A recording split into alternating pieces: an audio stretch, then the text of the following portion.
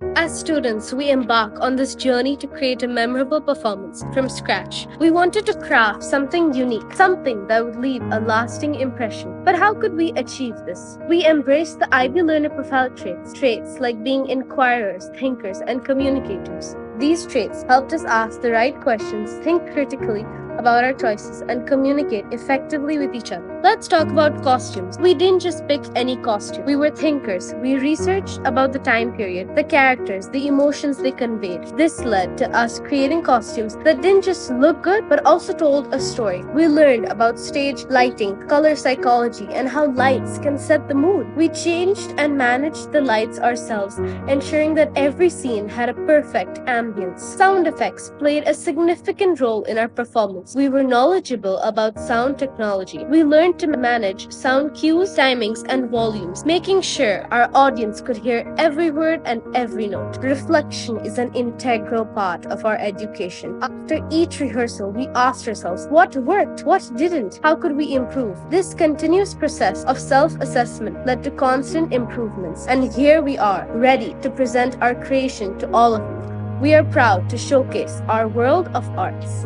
Thank you.